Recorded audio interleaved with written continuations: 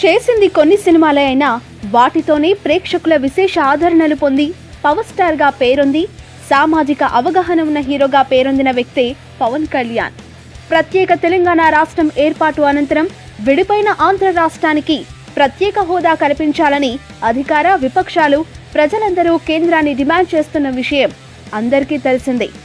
ఆంధ్రప్రదేశ్ రాష్ట్రానికి ప్రత్యేక హోదా కోసం జనసేన పార్టీ అధినేత హీరో పవన్ కళ్యాణ్ తలపెట్టిన సభకు సీమాంధ్ర హక్కుల చైతన్య సభ అని పేరు పెట్టారు. ఇక పవన్ కళ్యాణ్ సభ ప్రాంగణానికి తరిమేల నాగిరెడ్డి ప్రాంగణంగా పేరు ఖరారు చేశారు. వచ్చే నెల 10వ తేదీన సాయంత్రం 4 గంటలకు ప్రభుత్వ జూనియర్ కళాశాలలో ఈ సభను ఏర్పాటు చేయబోతున్నారు. పార్టీ విస్తరణ, ఆంధ్రప్రదేశ్ రాష్ట్రానికి ప్రత్యేక హోదా అంశాలపై ఆయన ప్రధానంగా ప్రసంగించనున్నట్లు తెలుస్తోంది.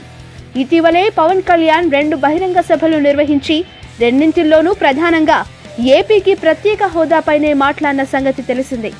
ఈసారి ఆయన ఎవరిని ప్రశ్నిస్తారన్న అంశంపై ఆసక్తి నెలకొంది.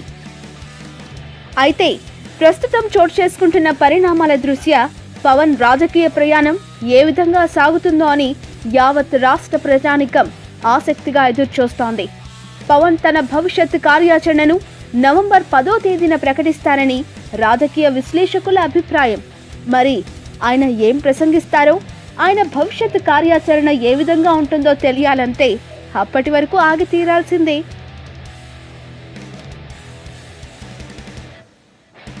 ఈ వీడియో మీకు నచ్చినట్లయితే లైక్, కామెంట్, షేర్ చేయండి. బట్ సబ్స్క్రైబ్ మాత్రం మర్చిపోకండి.